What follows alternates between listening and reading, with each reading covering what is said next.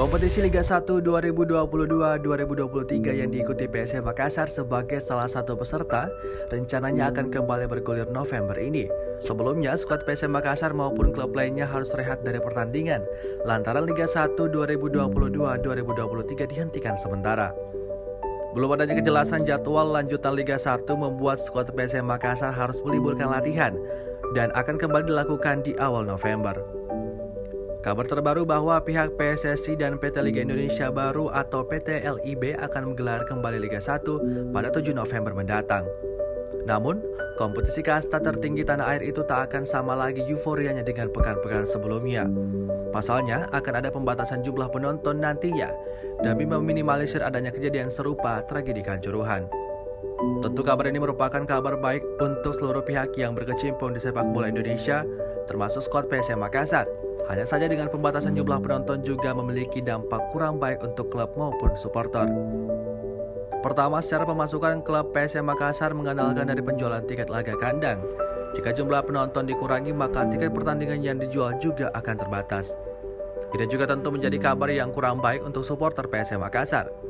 Pasalnya euforia mendukung PSM Makassar sejak gelaran Liga 1 dimulai cukup besar. Meskipun PSM Makassar harus bermarkas di Stadion B.J. Habibie Parepare yang jaraknya sekitar 170 km dari kota Makassar. Tetapi di setiap laga kandang PSM Makassar, tiket yang dijual di kisaran 18.000 per lembar selalu ludes.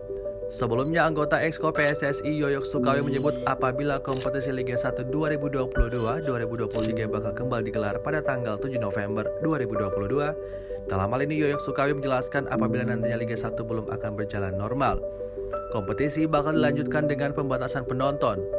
Barulah ketika semua berjalan lancar maka penonton dapat kembali memenuhi stadion.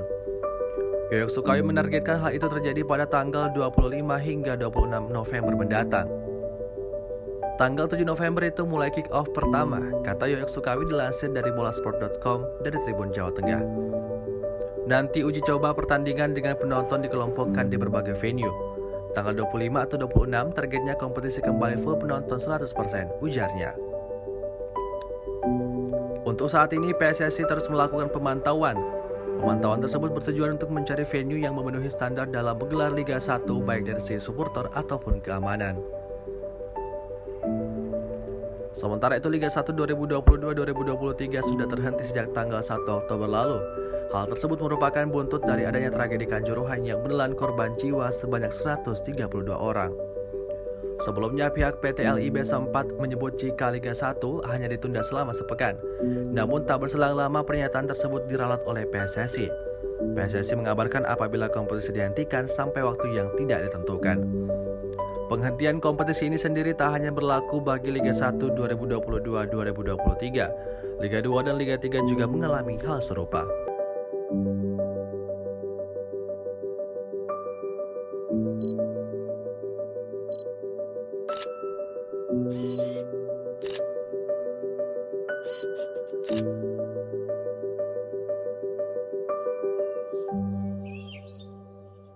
Terima kasih sudah nonton.